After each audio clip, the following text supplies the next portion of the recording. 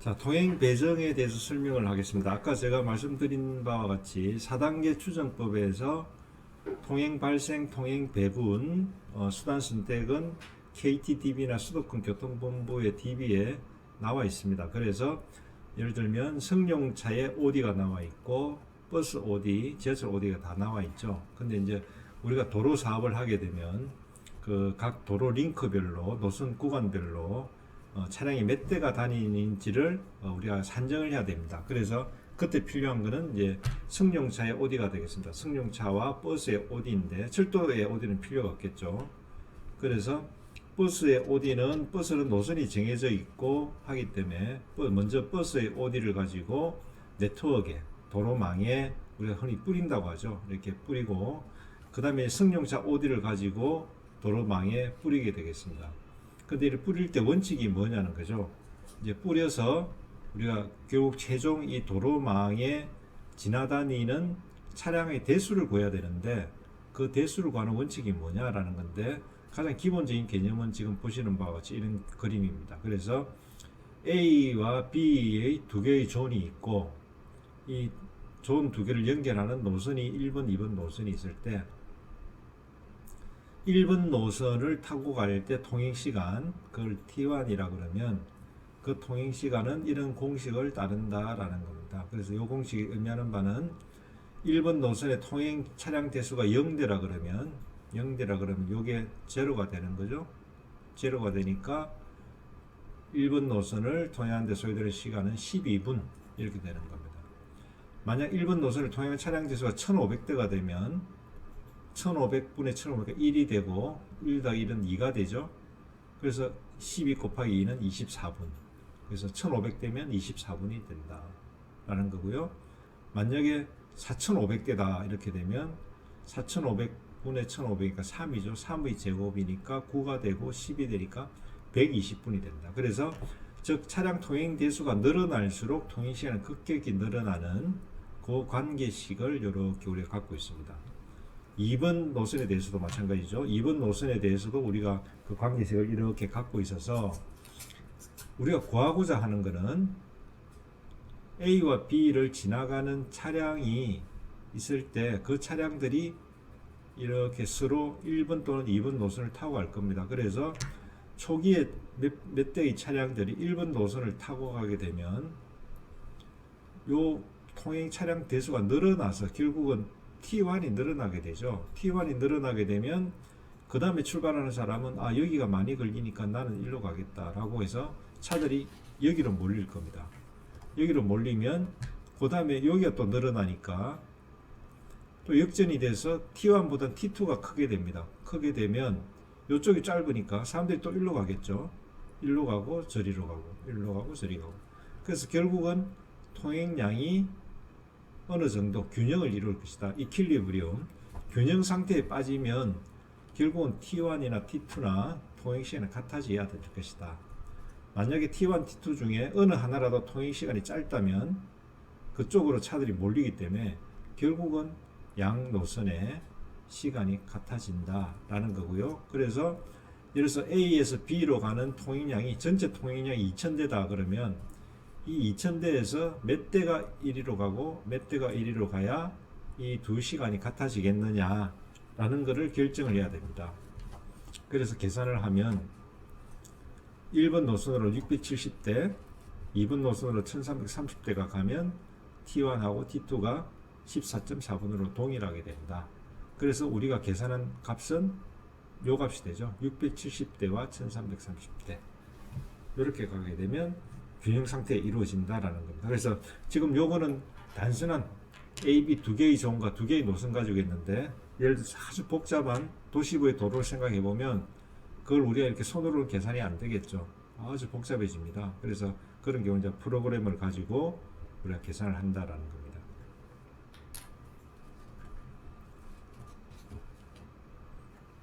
제차 인원이라는 말도 많이 있는데요.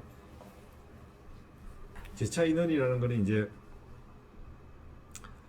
우리가 가구 통행 실태 조사를 이제 KTDB에서 할 텐데 KTDB를 만들 때 가구 통행 실태 조사라는 뭐 상당히 그 많은 예산이 들어갑니다. 많은 예산을 들여서 우리나라 전체 사람들 설문조사를 해서 전체 통행이 어떻게 되는지를 계산을 조사를 하게 되는데, 그 조사 결과는 이제 사람 통행이죠. 사람 통행인데 그 사람 통행을 이제 차량 통행으로 바꿔야 됩니다.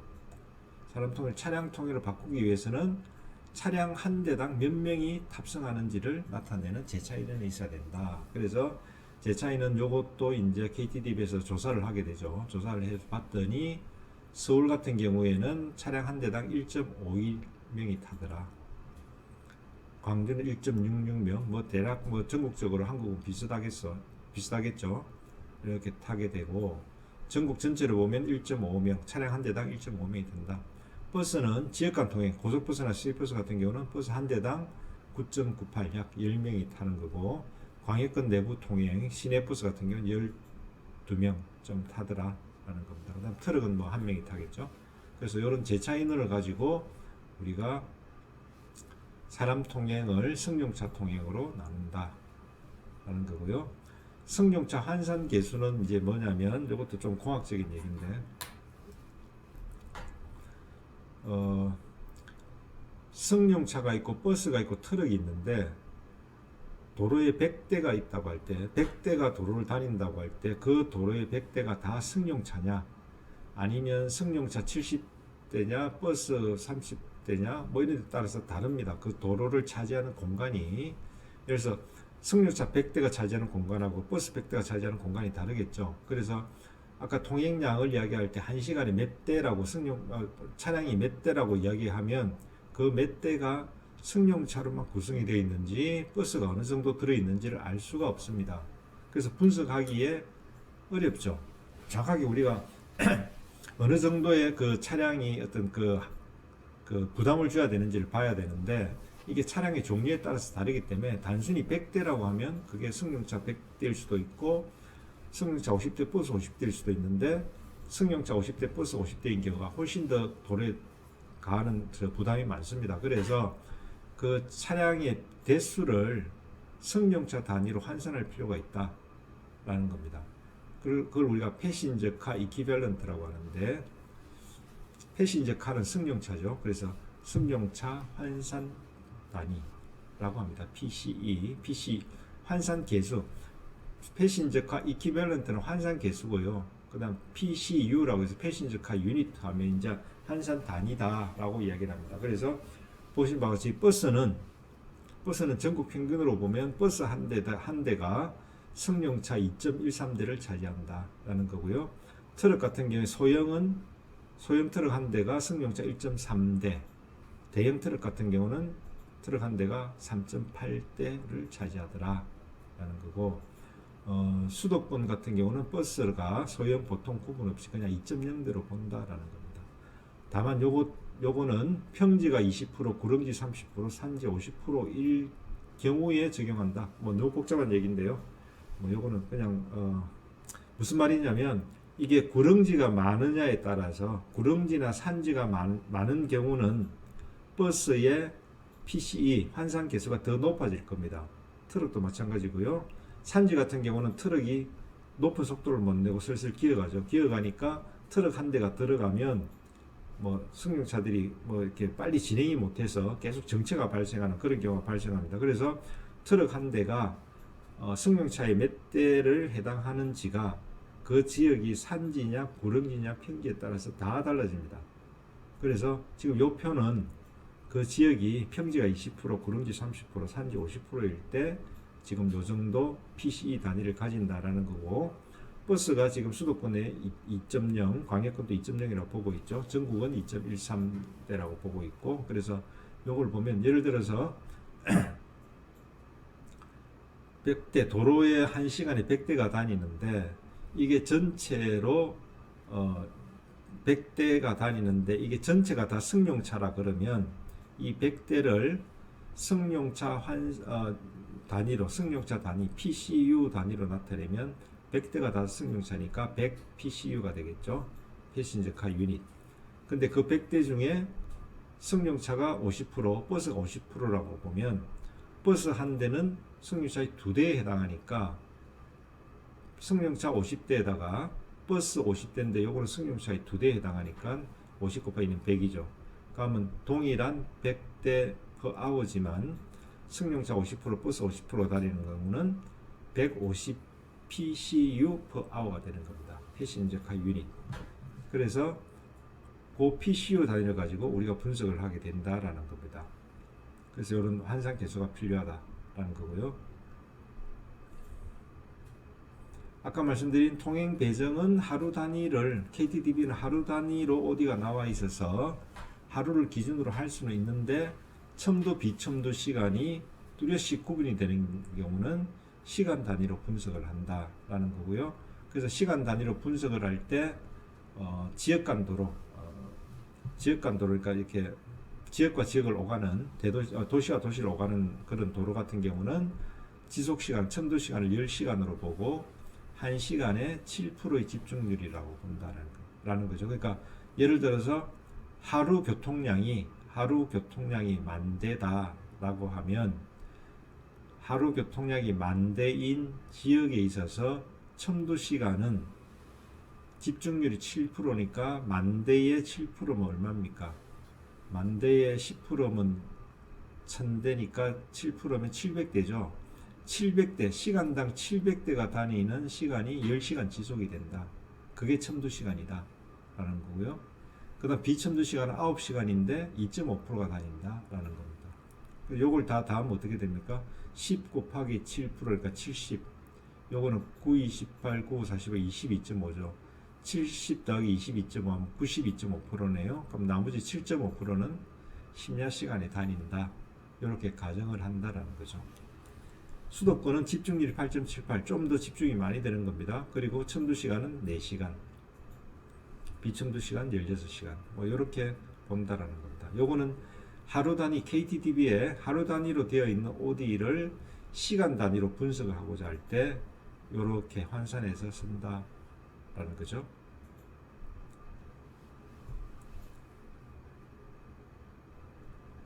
그래서 혼잡 정도가 심한 지역, 첨도 비첨도 특성이 나타난 도시부에는 첨도 비첨도 OD를 사용해서 아까 얘기한 7%를 써서 시간 단위를 바꾸거나 8.38인가요? 8.78로 해서 시간 단위로 만들어서 통행 배정을 수행을 한다라는 거고요.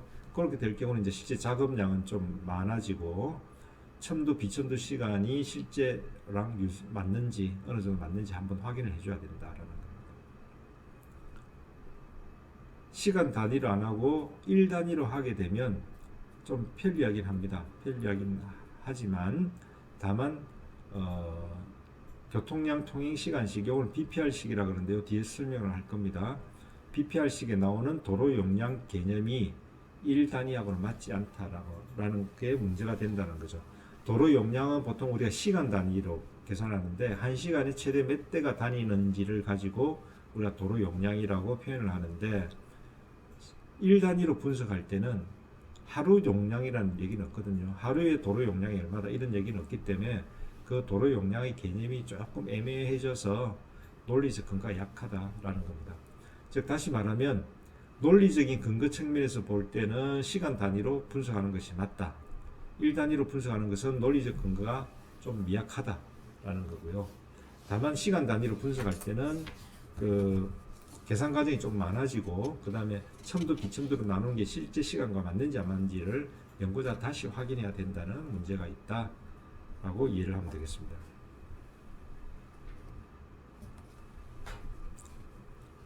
통행 배정의 이론은 여러 가지가 있는데 지금 뭐 이것도 교통 이론이 좀 상당히 내용이 좀 복잡한데 뭐 다 설명을 드릴 수는 없을 것 같아요. 그냥 용어만 한번 여러분이 한번 들어보시면 될 것 같고요. 아까 말씀드린 통행 발생, 그 다음에 통행 배분, 수단 선택, 통행 배정 각 4가지 단계마다 수많은 모형들이 있습니다. 통행 발생에도 뭐 여러 가지 모형들이 있고요. 통행 배분에도 여러 가지 방법이나 모형들이 있고, 그래서 우리가 보통 교통 계획을 공부한다 할 때는 이제 그 4가지 방법에 따른 각 모형을 다 이렇게 스터디를 하는 건데 그 양이 무지 많죠. 그리고 이제 특히 통행 배정 같은 경우에 전량 배분 기법, 분할 기법, 요건 좀 쉬운 거고요. 평형 배분 기법, 요건 이제 좀 어렵습니다. 그래서 요걸 또 뭐 이론적으로 또 공부를 많이 하고 대학원 가면 별도로 과목이 있어서 뭐 한 과목 내지 2과목을 이걸 배우게 되는데 뭐 그런 이론을 다 설명을 드릴 수는 없고요. 그냥 뭐 이런 게 있다라고 정도만 이해를 하시면 되겠습니다. 전량 배분 기법은 그냥 그 초기에 각 링크별 통행 시간을 계산을 해서 가장 짧은 시간에 전체 다 나눠준다는 거죠. 그러니까 예를 들어서 아까 이런 예를 여기서 보겠지만 지금 2000대가 있습니다. 2000대가 A에서 B로 가는데 지금 통행 차량 대수가 0대라고 보면 T1은 12분, T2가 10분이죠. 그러면 12분, 10분이니까 이게 짧죠. 조금이라도. 그럼 2000대를 다 2분 노선으로 다 배분한다는 겁니다. 다 배분하는 그게 전량 배분. all or nothing이죠. all or nothing. 전체를 다 주거나 전체를 안 주거나. 그게 전량 배분 기법이니까 이거는 무지 간단한 겁니다. 그냥 이 식이 있으면 통행량 대 통행시간 식이 있으면 통행량 제로로 두고 그냥 기본 시간을 따져서 기본 시간 제일 짧은 애다가 2000대 다 주는 거예요. 그게 가장 심플한 방법이죠. 그 다음 방법이 이제 분할 배분입니다. 그래서 지금 예를 들어서 여기가 12분, 여기가 10분이니까 2000대 중에 1000대를 여기다 배분합니다. 1000대를 여기다 배분하면 요게 1000이 나가죠. 1000이 나가니까 2분의 1이 제곱해서 뭐 1 더하기 4분의 1 해서 시간이 될 겁니다. 그러면 요거 1000대를 넣어서 계산한 그 시간하고 요거 12분하고 계산을 해서 그 중에 짧은 쪽에다가 500대를 넣습니다. 500대를 넣고 그럼 1000대 500대 들어가서 요 시간이 또 계산이 되죠. 계산이 돼서 그 중에 또 짧은 데다가 300대 넣고 300대 넣고 나머지 또 한 번 더 계산해서 나머지에다가 200대 넣고 이렇게 나눠서 집어넣는 방법, 그게 분할 배분 기법이 되겠습니다. 보통은 우리가 50% 먼저 넣고 두 번째 30% 넣고 마지막으로 20% 넣는다. 요게 이제 분할 배분 기법이고, 평행 배분 기법은 아까 말씀드린 정확하게 맞아떨어지게 T1하고 T2가 정확하게 맞아떨어지게 계산을 해서 670대와 1330대를 도출해내는 그게 평행 배분 기법입니다. 물론 이 평행 배분 기법이 아주 복잡하겠죠. 그래서 평행 배분 기법에는 이용자 평행 배분법과 체계 최적화 배분법이 있다. 이용자 평행 배분법은 이용자 입장에서 어느 이용자라도 자기가 가려고 하는 노선 중에 가장 시간이 짧게 걸리는 것을 갈 겁니다. 그래서 그 원리를 이용한 게 이용자 평행이고요. 체계 최적화는 그 모든 통행하려는 사람한테 예를 들어서 어떤 전지전능한 사람이 있다면 그 사람이 길을 다 정해주는 겁니다. 너는 이 길로 가고 너는 이 길로 가고.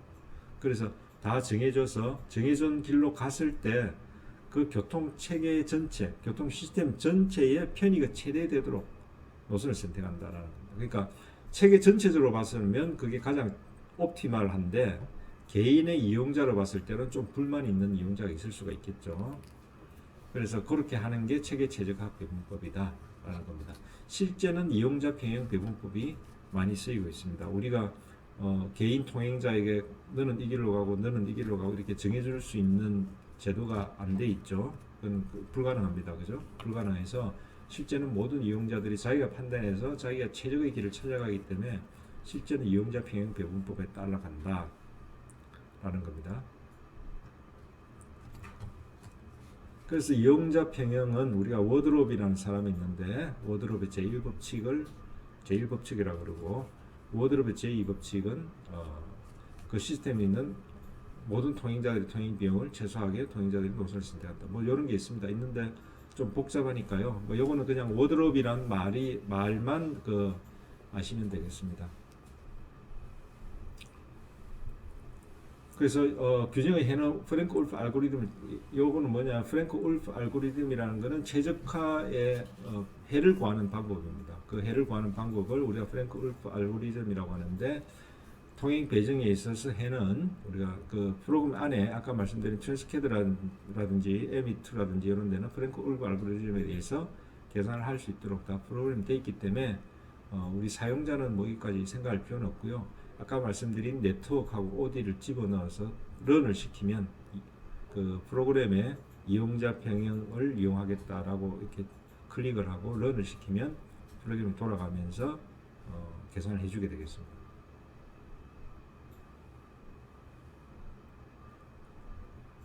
아까 말씀드린 요 식이 이제 그 BPR식이라고 하시는데요. 요 식 있죠? 통행 차량 대수와 통행 시간의 관계식. 요 식이 BPR식인데 BPR식은 이렇게 나옵니다. 시간은 T0, T0 요거는 이제 자유통행 시간, 그러니까 링크에 차가 한 대도 없을 때 그 링크를 통행하는 통행 시간이고 1 플러스 알파에 B는 통행량, C는 용량, 링크 용량이 되겠습니다. 그래서 링크 용량은 보통 아까 말씀드린 패신저카 유닛 per C가 되는데 보통 한 개 차로의 용량은 한 2,000대로 보고 있습니다. 승용차 2,000대 정도가 한 개 차로 용량이다 라고 해서 요걸 우리가 B by C죠. B by C의 베타섬 해서 요거를 계산합니다. 요거는 뭐냐면 유료도로인 경우에 고속도로와 같이 유료도로인 경우에 고속도로 요금을 시간으로 환산해서 우리가 표현한 거고 유료도로가 아닌 경우는 이렇게 계산합니다. 그래서 교통량이 제로면 자유통행 시간을 가질 거고 교통량이 1에 가까우면 1이면 요게 1이 되니까 1이 되겠죠. 그래서 알파 값 곱한 값에 그만큼 커지는 거고 뭐 이렇게 됩니다. 그래서 알파 베타 값을 어떻게 적용하에 따라서 요게 달라지겠죠. 시간이. 그래서 통행량과 알파 베타 값, 용량 요 지금 네 가지가 달라지는데 요 네 가지 값을 적용을 함에 따라서 요 통행 시간이 달라지고 요 통행 시간이 달라지면 아까 말씀드린 대로 요거죠. 요 통행 시간이 달라지면 이 배분되는 양이 달라질 겁니다. 그죠? 배분되는 양이 달라질 거기 때문에 어사인할 때 통행 배정을 할 때 알파, B, C, 베타 요 값을 잘 집어넣어야 되는데 지침에는 이렇게 나와 있습니다. 그거를 연구자가 아무 값이나 집어넣는 게 아니라 여기 나와 있는 대로 찾아서 집어넣어야 됩니다. 자, 고속도로 2차로 이하 편도겠죠. 편도 이거는 편도네요. 편도 2차로 이하인 경우에는 알파는 0.56, 베타는 1.8 이렇게 적용하게 되어 있다. 자유속도는 110.7로 본다. 용량은 1846 여기 패신저카 승용차 단위라는 거죠. 패신저카 per hour per lane입니다. 1시간 동안 한 차로에 승용차로 1846대가 용량이다 라는 거고 3차로 이상이면 알파 베타까지 좀 달라지죠. 달라지고 자유속도가 115.1 뭐 이렇게 됩니다. 그죠? 그래서 고속도로와 도시고속도로에 따라서 알파 베타 값 자유속도 용량이 정해져 있고 비연속류 도로에 대해서 1차로냐 2차로 이상이냐 그 다음 교차로 밀도가 킬로미터당 0.3대 이하냐 0.7대가 아니죠. 개죠. 0.3개소 킬로미터당 0.3개소 이하냐 0.7개소 이하냐 뭐 요게 따라서 교차로의 밀도에 따라서 알파 베타 값 자유속도 용량을 다른 값을 적용해서 여기다 넣게 되어 있습니다. 그래서 요 넣은 값을 그 트랜스캐드나 M2의 그 프로그램 안에 넣게 이렇게 입력을 하게 되어 있죠. 입력해서 통행 배정을 실시한다.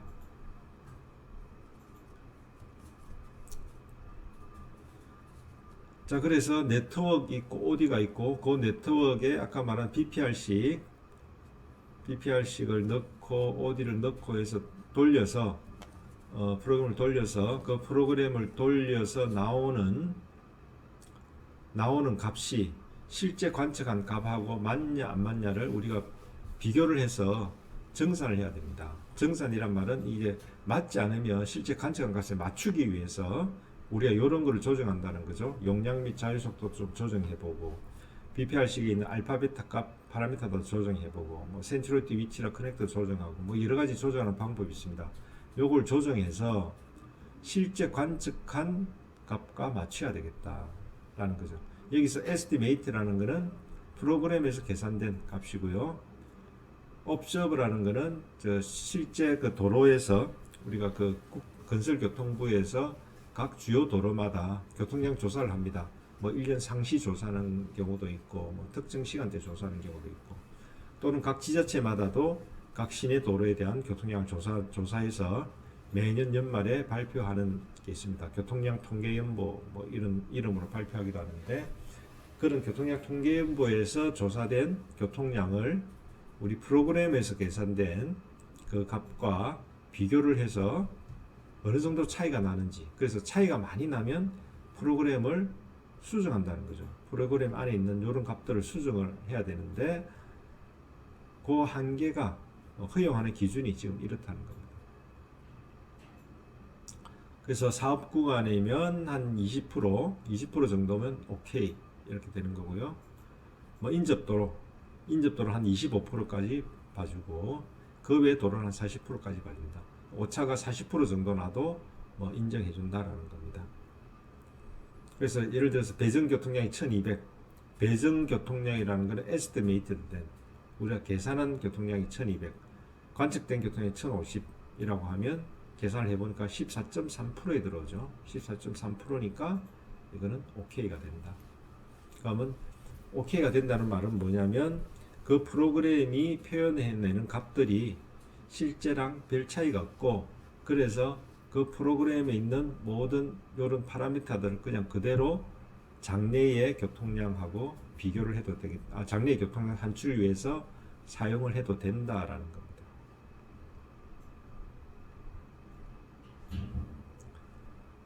그래서 지금 요걸 하기 위해서 오차율을 계산하기 위해서 각 주요 노선별로 관측 교통량 쓰고 배정 교통량을 써서 오차율을 계산한 모 고속도로 건설 사업의 결과를 제가 보여드리고 있습니다. 그래서 이렇게 해서 지금 보면 대부분 뭐 24% 플러스 마이너스 20% 정도 내외니까 이 정도면은 요 기준에 들어가겠죠.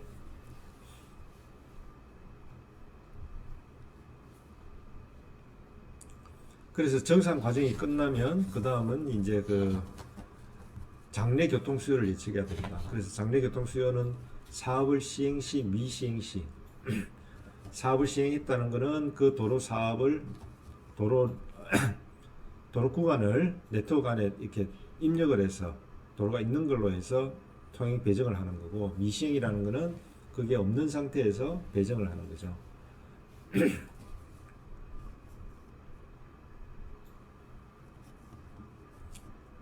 그래서 계산해서 나오는 결과 이렇게 됩니다. 통행 배정을 프로그램이 돌려서 뭐 각 도로별로 구간이 있고 그 구간에 몇 년도 장래에 도로가 미시행됐을 때, 도로가 없을 때 각 구간별로 교통량이 얼마가 되고 시행이 됐을 때 얼마가 되고 그다음 또 몇 년도 그다음 연도에는 미시행 시 얼마, 시행 시 얼마. 그래서 아까 말씀드린 분석 30년도를 기준으로 이렇게 각 연도마다 미시행, 시행 해서 다 나옵니다. 주변 영향권에 있는 주요 도로들에 대해서. 그럼 이제 요거를 가지고 이제 편익을 계산하게 되겠습니다.